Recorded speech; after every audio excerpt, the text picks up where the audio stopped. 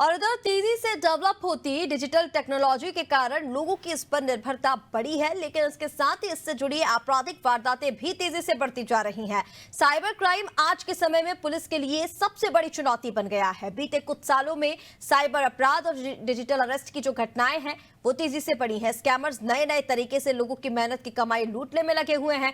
खासकर digital fraud जैसे मामलों में लगातार इजाफा हो रहा है। हाल के दिनों में एक नया ट्रेंड सामने आया जिसमें ठग डिजिटल अरेस्ट स्कैम कर रहे हैं और डिजिटल अरेस्ट के जरिए करोड़ों रुपए का चूना लगा रहे हैं। आखिर क्या है डिजिटल अरेस्ट? साइबर ठग कैसे लोगों को बनाते हैं अपना शिकार? इसी पर देखिए हमारी एक खास रिपोर्ट।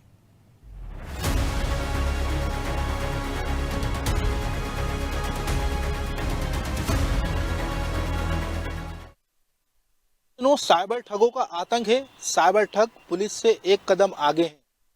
मध्य प्रदेश की अगर हम बात करें तो करोड़ों रुपए की ठगी मध्य प्रदेश में हो रही है। अलग अलग राज्यों में बैठे साइबर ठग अलग अलग राज्यों में मासूम लोगों के साथ ठगी की वारदात को अंजाम देते हैं। हालांकि साइबर पुलिस की तरफ से कई एडवाइजरी भी जारी की जा चुकी है, लेकिन उसका असर जमीनी स्तर पर देखने को नहीं मिल रहा है। देश भर में साइबर क्राइम तेजी से बढ़ता जा रहा है। इन दिनों साइबर ठग धोखाधड़ी के लिए डिजिटल अरेस्ट स्कैम कर रहे हैं। डिजिटल अरेस्ट के जरिए करोड़ों रुपए का चूना लगा रहे हैं। साइबर फ्रॉड कितना बड़ा खतरा है, इसका अंदाजा इस बात से लगाया जा सकता है कि पिछले 4 साल में साइबर फ्रॉड में ठगी गई रकम 10 गुना बढ़ गई है। भोपाल में 2021 में जहां करीब 4 करोड़ का साइबर फ्रॉड हुआ था, वहीं 2024 में ये आंकड़ा तेजी से बढ़ता जा रहा है। डिजिटल अरेस्ट की बढ़ती घटनाओं पर प्रधानमंत्री नरेंद्र मोदी ने भी चिंता जताई है। साथ ही इस तरह के स्कैम से सतर्क रहने के लिए देशवासियों को आगाह भी किया है। क्या है डिजिटल अरेस्ट? डिजिटल अरेस्ट एक साइबर स्कैम है। ठग police, CBI, narcotics, RBI, Delhi या मुंबई पुलिस अधिकारी बनकर बात करते हैं। व्हाट्सएप या स्काइप कॉल पर जब कनेक्ट करते हैं तो आपको फर्जी अधिकारी एकदम असली से लगते हैं। वो लोग पीड़ित को इमोशनली और मेंटली टॉर्चर करते हैं। डिजिटल अरेस्ट की शुरुआत एक मैसेज या फोन कॉल के साथ होती है। डिजिटल अरेस्ट करने वाले ठग लोगों को फोन करके कहते हैं कि वो पुलिस डिपार्टमेंट या इनकम टैक्स डिपार्टमेंट से बात कर रहे हैं। आपके पैन और आधार का इस्तेमाल करते हुए तमाम चीजों की खरीदी की गई है या फिर मनी लॉन्ड्रिंग की गई है। कई बार ये भी दावा किया जाता है कि वो कस्टम विभाग से बोल रहे हैं और आपके नाम से कोई पार्सल आया है जिसमें ड्रग्स या प्रतिबंधित चीजें हैं। इसके बाद वो वीडियो कॉल करते हैं और सामने बैठे रहने के लिए कहते हैं। इस दौरान किसी से बात करने या मैसेज करने और मिलने की इजाजत नहीं होती और जमानत के नाम पर लोगों से पैसे भी मांगे जाते हैं।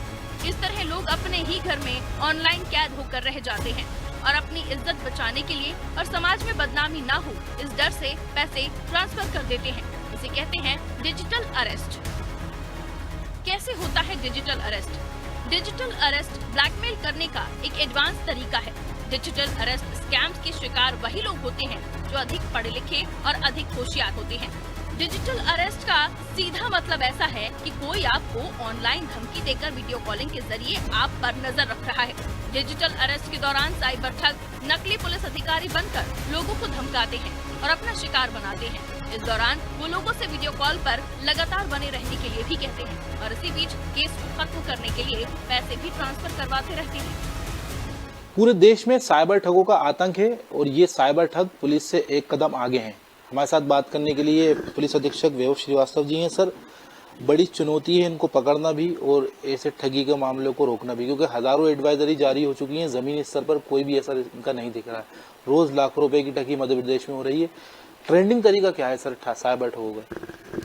देखिए, ट्रेंडिंग तरीके कई सारे हैं। चाहे आपका OTP लेना हो, चाहे आपको UPI फ्रॉड करना हो, आप OLX पे अपने आप को आर्मी का या CRPF का या कोई और यूनिफॉर्म सर्विसेज का व्यक्ति बता के आपसे पैसे लेने हो, या शेयर मार्केट में इन्वेस्टमेंट के नाम पे लेने हो, टास्क फ्रॉड करना हो टेलीग्राम पे, या हाल फिलहाल जो दिखने में आ रहा है डिजिटल अरेस्ट जैसी चीज़ें हो, ये सारे साइबर अपराधियों के ट्रेंडिंग तरीके हैं। अभी आपने कार्रवाई करी थी डिजिटल अरेस्ट को लेकर, लाइव जो वहाँ पर जाके एक आदमी को छुड़वाया था, वहाँ पर किस तरह कॉल आया था आपके पास और वो किस तरह अरेस्ट हुए थे, ऐसा कुछ उन्होंने बताया? हमारे एडीजी श्री योगेश देशमुख जी के पास इस बात की सूचना आई थी कि मध्य प्रदेश में भोपाल में एक ऐसे परिवार को डिजिटल अरेस्ट करने का प्रयास किया जा रहा है और डिजिटल अरेस्ट किया गया है लगभग। तो उनके निर्देश पे डीआईजी यूसुफ कुरैशी साहब ने एक टीम को रवाना किया और उस टीम ने सक्सेसफुली उस व्यक्ति को बचाया। कितना ठगी हो चुकी थी या कुछ पैसे मांगे गए थे, कितने घंटे उन तक? वो करीब 4-5 घंटे बंद रहे और बाकी अभी विवेचना का विषय है, तो बाद में इस बारे में बताया जाएगा। मध्य प्रदेश की बात करें तो ऐसे कौन से जिले हैं जहां पर साइबर ठग एक्टिव हैं, या भोपाल में लोकेशन या अकाउंट खोलकर दूसरे राज्यों में बैठकर ठगी करते हैं? मध्य प्रदेश में अभी तक हमारे अनुभव के हिसाब से इस तरह से ऑर्गेनाइज्ड रूप से साइबर अपराध करने की बात सामने नहीं आई है। एक चीज़ जरूर देखने में आ रही है कि अन्य राज्यों के लोग यहाँ आते हैं, नौकरी के डॉक्यूमेंट्स बनवाते हैं और अपना अकाउंट खोलते हैं और फिर बाहर जाके ठगी करते हैं। तो मध्य प्रदेश में ऑर्गेनाइज्ड रूप से साइबर अपराधियों के लिए कोई जगह नहीं है। पकड़ना किस तरह की चुनौती को दूसरे राज्यों में पुलिस जाती है, कोई चुनौती इनको पकड़ने? साइबर अपराधियों को पकड़ने के लिए एक चुनौती होती है जो साइबर अपराध एनोनिमस तरीके से किए जाते हैं कि उनको ढूंढना थोड़ा मुश्किल होता है। दूसरा, जो आप कह रहे हैं बिल्कुल ठीक है कि चूंकि अन्य राज्यों से, कई सारे राज्यों से संबंधित होते हैं, तो टीम को बहुत बार मध्य प्रदेश से बाहर जाना पड़ता है। और हमारा जो डेटा, हमारा जो अनुभव ये कहता है कि जितने फाइनेंशियल फ्रॉड्स होते हैं उसके लिए आमतौर पे मध्य प्रदेश से बाहर के एक्यूज जिम्मेदार होते हैं। तो उसके लिए हमारी टीम को जाना पड़ता है, इंफ्रास्ट्रक्चर उनको इस्तेमाल करना पड़ता है, कई बार एक ही केस में कई अलग अलग राज्यों में जाना पड़ता है। ये सारे इसमें चैलेंजेस आते हैं। पढ़े लिखे लोग हैं, रिटायर्ड जीजी हुए, या अभी हाल ही का मामला है मंत्री जी के बेटे को जो है ठगी का शिकार किया, मतलब ये ज़्यादा पढ़े लिखे होते हैं या लोगों को किस तरह अपने झांसे में लेते हैं? क्योंकि लगातार इस तरह के मामले आना, कहीं ना कहीं कमी इन मामलों में नहीं। साइबर अपराध में पढ़े लिखे होने से या नहीं होने से बहुत ज़्यादा फर्क नहीं पड़ता है। हाँ, जागरूकता से फर्क ज़रूर पड़ता है। तो जो जितना जागरूक है उतना ज़्यादा वो साइबर अपराधों से सुरक्षित है। और हम स्टेट साइबर में जैसे 3 शब्दों पे हमेशा फोकस करने को कहते हैं कि कोई भी मैसेज, कोई भी फ़ोन कॉल, कोई भी ईमेल अगर आपको डरा रहा है, ललचा रहा है, धमका रहा है, तो फिर आप साइबर अपराध की श्रेणी में फंसने वाले हैं, ऐसा आप सोच सकते हैं। तो अगर आपसे फ़ोन करते हुए कोई आपको अचानक से डराता है तो जाहिर सी बात है कि आप अगर जानते होंगे तो भी कई बार आप उसको एज ए ह्यूमन रिस्पॉन्ड करते हैं और उसके झांसे में फंस जाते हैं। तो मेरा ये निवेदन है आपसे, आपके माध्यम से सभी लोगों से, कि कोई भी मैसेज जो आपको डराए, ललचाए या आलस करवाए, उस मैसेज को ध्यान नहीं दें, शांत दिमाग से सोचें, मन ठंडा रखें और उसके बाद रिस्पॉन्ड करें। राजधानी भोपाल में एक व्यापारी अपनी सूझबूझ से ठगी का शिकार होने से बच गया। दरअसल साइबर ठगों ने उसे डिजिटल अरेस्ट किया था। इस दौरान किसी तरह व्यापारी ने स्टेट साइबर को इस बारे में सूचना दे दी। पुलिस ने इसे गंभीरता से लेते हुए तत्काल एक्शन लिया और मौके पर पहुंच गई। पुलिस को देखते ही ठगों की सट्टी पिट्टी गुम हो गई। भोपाल में 4 दिन के अंदर डिजिटल हाउस अरेस्ट की दूसरी घटना सामने आई है। साइबर क्रिमिनल्स ने टेलीकॉम कंपनी के इंजीनियर को 6 घंटे तक उनके ही घर में डिजिटली कैद रखा। उन्हें डराया और धमकाकर एक कैमरे में निगरानी में रखा गया। क्राइम ब्रांच ने उन्हें और उनके परिवार को घर से बाहर निकाला। इंजीनियर और उनका परिवार इस कदर घबराया हुआ था कि साइबर क्रिमिनल्स का वीडियो कॉल डिस्कनेक्ट होने के बाद भी वो घर से बाहर नहीं निकले। ठगों ने उनसे 24 घंटे उनकी निगरानी में रहने के लिए कहा था। उनके मोबाइल पर किसका कॉल आ रहा था, ठगों को इसका तक पता चल रहा था। इस वजह से वो किसी का कॉल उठा भी नहीं पा रहे थे। मेरा नाम प्रमोद कुमार है। मेरे साथ करीब शाम के 6:30 बजे से फर्जी कॉल आ रहे थे, जिस पे मेरे को ब्लैकमेल किया जा रहा था कि आपके नंबर से ये फर्जी नंबर चल रहा है आपके आधार कार्ड से, इससे आपका उसमें मिसयूज हो रहा है मोबाइल नंबर का, इसमें आपको जेल भी हो सकती है और आपको 3.5 लाख रुपये जुर्माने के तौर पर भरना पड़ेगा। तो इससे मैं बहुत घबरा गया था। फिर जब सुबह मैंने पुलिस को सूचना दी तो सर लोग आए हैं, उन्होंने उनको मतलब सारी चीज़ें क्लियर की और मेरे को सांत्वना दी है, और जिससे मैं अभी ठीक हूँ और सर का मैं दिल से। एमपी में रोजाना करोड़ों रुपए की ठगी। भोपाल में करीब 20 लाख की रोज हो रही ठगी। साइबर ठग दूसरे राज्यों में बैठकर कर रहे ठगी।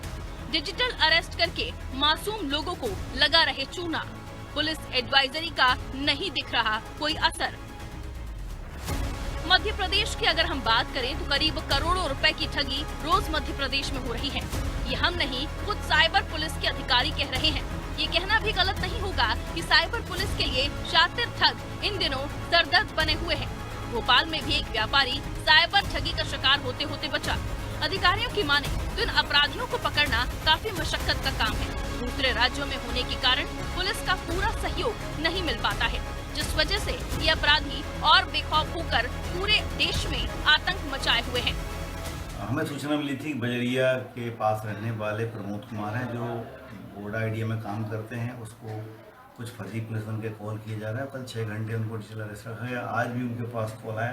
तत्काल क्राइम ब्रांच की टीम वहाँ पहुँची, उनसे बात की, उनको इस संबंध में समझाया और हम लोगों ने बाकी जो नंबर से उनकी इंक्वायरी प्रारंभ कर दी है। उनको राउंड अप करने के लिए हमने टीमें तैयार करके भेजना शुरू कर दिया है और करीब इनको 6 घंटे डिजिटल अरेस्ट कर 3.5 लाख रुपए की मांग की गई थी। क्राइम ब्रांच की टीम के रेस्क्यू के बाद पीड़ित को पूरा कॉन्फिडेंस में लिया है और पीड़ित सदमे और सदमे से उभर कर भरोसे में हमारे और आगे इस मामले में हम लोग कार्रवाई कर उनको पकड़ने का प्रयास करेंगे। देखिए, मध्य प्रदेश पुलिस का जो ये रेस्क्यू है संभवतः दुनिया और भारत में पहला केस है जिसमें लाइव किसी को रेस्क्यू किया गया डिजिटली अरेस्ट का। आप सभी को विदित है, प्रधानमंत्री जी भी इसके संबंध में लगातार चिंतित रहते हैं, लोगों को अवेयर करते रहते हैं। तो पहली बात तो माननीय मुख्यमंत्री जी का यहाँ पे आना हम सभी के लिए बहुत ही मनोबल बढ़ाता है, हम सभी मध्य प्रदेश पुलिस का, और हमें दुगना तिगना और मेहनत करने की मंशा हमारे सब में पैदा होती है। तो और उनके द्वारा साइबर क्राइम के संबंध में अपनी चिंताएं पहले भी व्यक्त की गई हैं। उनका कहना है कि जनता को राहत करने के लिए आप एक कार्य योजना बनाइए, जिस पे हम काम कर रहे हैं, और उनका कहना है कि लोगों को जागरूक भी करिए और आपको क्या क्या आवश्यकताएं हैं उसके लिए वो कार्य योजना तैयार करके सीएम साहब ने मांगा है, उन सब की हम तैयारी कर रहे हैं और यथासंभव बहुत जल्दी ही इसमें और संसाधनों में इम्प्रूवमेंट होने की पूरी संभावना है। 2 तरीके से ही साइबर क्राइम हैंडल हो सकता है, चूँकि हम सभी डिजिटल होते जा रहे हैं, हमारी दुनिया, हमारा जीवन, हमारी इकोनॉमी, सब कुछ बैंकिंग सब कुछ डिजिटल होते जा रहा है, बढ़ते जा रहा है। तो ऐसे में डिजिटल उपयोग, ऑनलाइन हमारी जो प्रेजेंस है उसको कैसे सुरक्षित रखा जाए, इसको खुद को भी जानना पड़ेगा। उसके लिए अवेयरनेस और बहुत इम्पोर्टेंट चीज़ है। कभी पुलिस अधिकारी, कभी इनकम टैक्स ऑफिसर, कभी कस्टम विभाग का अधिकारी, ये साइबर ठग इस तरह से मुखौटा ओढ़कर वीडियो कॉल और मैसेजेस के जरिए लोगों को अपना शिकार बना रहे हैं। ऐसे में आम लोगों का जागरूक और सतर्क रहना जरूरी है। इन शातिर ठगों को पकड़ना बड़ा ही मुश्किल का काम है, चाहे वो स्टेट साइबर पुलिस हो या जिला साइबर पुलिस हो। अधिकारियों को कहना है ये मध्य प्रदेश में अपना अकाउंट तो खुलवाएंगे, लेकिन दूसरे राज्य में बैठकर ठगी की वारदात को अंजाम देते हैं।